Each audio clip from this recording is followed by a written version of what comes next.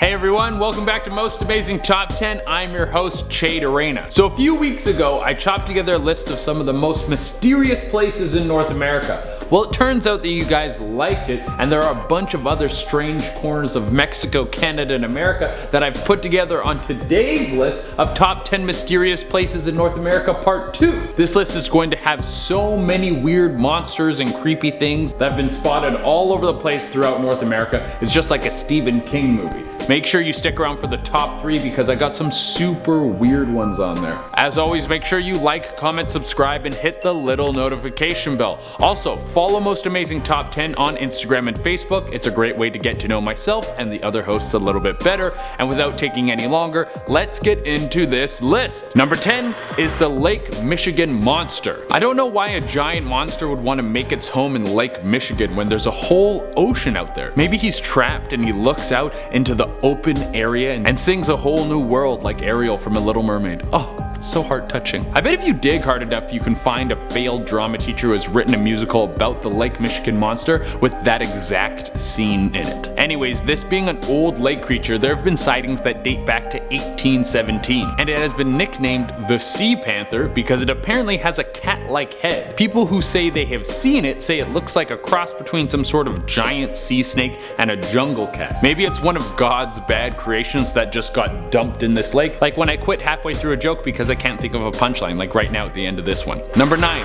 Ringing Rocks Park. This park is tucked away in Bucks County, Pennsylvania, and it is home to some of nature's strangest anomalies. The Ringing Rocks Park houses a bunch of boulders that ring like bells if you hit them. You could do a full live show like the Blue Man Group just smashing on these bad boys. You could just get together a bunch of rocks and then charge $200 a ticket for people to come see you. People don't really know why the rocks make this ringing noise. They're all made of the same material, some sort of volcanic substance, and I'm not smart enough to understand why that makes sense. I think these things just exploded out of a volcano and smashed all over the hillside, but I'm really basing that off of a short clip I watched about the park. The weird part about the ringing rocks in this area is that not all of them make the ringing noise. Only a third of the rocks in the area will make the tune that makes your body groove. It's like some of them are the chosen ones and the rest of them are just plebs that have to live around the cool, awesome rocks. God, it would suck to be one of those plain, old, lame, dinky rocks instead of a sick, singing rock. Well, not all of us are blessed. Number 8, the Screaming Tunnel and the Blue Ghost Tunnel. The Screaming Tunnel sounds like when you rip a hot, chili fart so powerful it wakes up the person who made a grave mistake of sleeping next to you. Well, unfortunately, these two places are not hideouts for stinky trumpet-sounding farts coming out of your brown log cave. They're actually 2 haunted tunnels in the Niagara region in Ontario, Canada. It's said that if you stand in the Screaming Tunnel and light a match, you can hear a bunch of people screaming. Cold spells, whispers, and even strange ghostly figures have been seen hanging around this creepy tube. The Blue Ghost Tunnel used to be a hotbed for supernatural activity, but has been sealed due to the poor condition of the tunnel. I bet the ghosts just wanted to be left alone, so they started destroying everything. It's like when you get into a fight with your girlfriend, so she'll leave you alone for the whole day, so you can run through God of War on PS4 another time, just rip through it and have like a sick time without getting bothered. Yeah, you guys get it. Anyways, number 7, Winchester Mystery Home. I would definitely have a giant, over-the-top, extravagant mansion if I was rich. I just like to be extra like that. That's pretty much what the Winchester Mystery Home is. It was built by Sarah Winchester, who was connected to the world-famous Winchester rifle. I think I used that gun to murk a bunch of O'Driscolls in Red Dead Redemption 2. She was stupid rich, and after her husband and son both died, she decided to spend her time on her loving house. I mean, I get that. Having all the people that you love around you die, that would push you to love some inanimate object. That could be why there's so many weird people on TLC. But Julius's obsession with balloons goes beyond shapes and colors.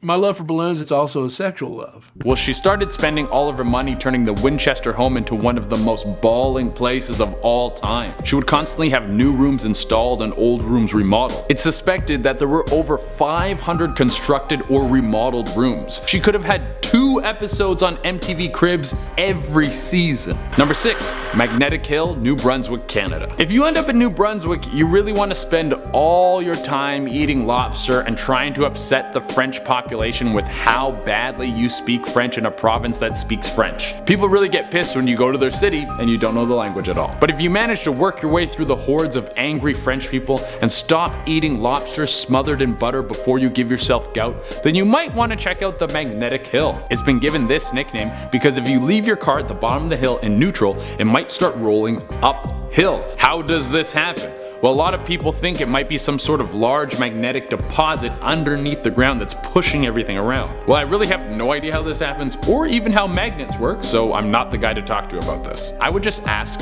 every French person you meet until one of them gives you the answer. Don't Google it. What I told you to do is way more fun. Number 5, underwater Stonehenge. What makes a place like Stonehenge even cooler? Well, if you put it underwater. Also, if we could put on a giant block party where there's like aliens from Area 51, like you could have this huge event and sell tickets for like $800 and invite famous people, and then all of us do backflips off the stones, that would also make it cooler. But underwater Stonehenge is still very cool. It's at the bottom of Lake Michigan and probably hanging out with that cat-faced water monster. People speculate that the rocks were placed there before the Ice Age. If that's the case, the rocks could be over 10,000 years old. Either that or someone just got bored and started to chuck a bunch of rocks into the lake and they all fell in a pretty formation. Or, like all these things, aliens made it. How come every time some weird stuff happens, people think it's aliens? Maybe before people had YouTube, they were just bored all the time and they'd do things like place rocks in circles and call it a day. If YouTube existed thousands of years ago,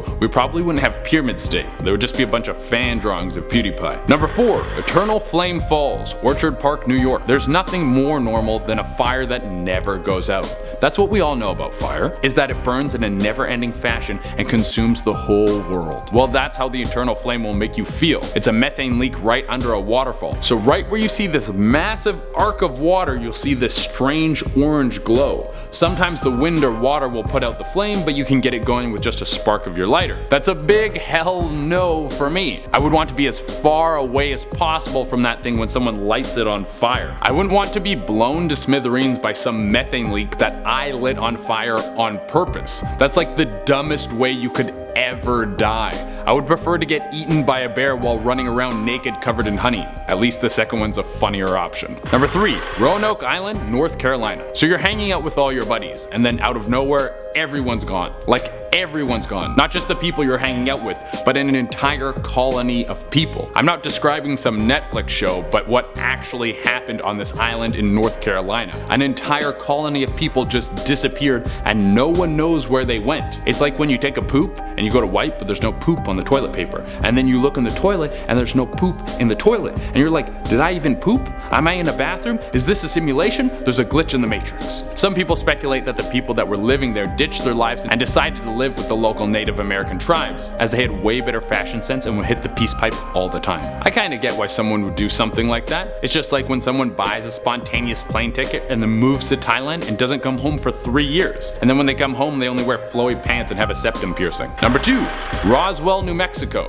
For those of you that think the storming Area 51 meme started with Harambe, you're so wrong. It started here, baby. Back in 1947, a UFO crashed in Roswell, New Mexico, and that's when everyone started asking, what if there's some aliens running around the universe? The American government said that it wasn't a UFO, but it was a weather balloon, which is the lamest cover-up answer ever. That's like my dog ate my homework of alien cover-ups. We all know the truth, and we're gonna have proof on September 20th when we all storm Area 51 and get sick alien clothes. Number 1 on the list, Energy Vortex, Sedona, Arizona. What do you want to get from a vacation? Some rest, relaxation, so you can feel rejuvenated. Well, apparently you can get that if you go visit an energy vortex in Sedona, Arizona. There's said to be pockets of supernatural energy that will give you a personal boost. This is like Superman flying into the sun. Why spend hundreds of dollars on a spa package when you can just drive in your 1997 Toyota Corolla to a spot and get juiced up by magical energy? Way better and way cheaper. Well everyone, that's our list. Thank you all so much for tuning in. As always, make sure you like, comment, subscribe, and hit the little notification bell. Also, make sure you follow Most Amazing Top 10 on Instagram and Facebook. Until next time, I've been Shade Arena, and I'm gonna go get jacked up on that magical energy. Bye.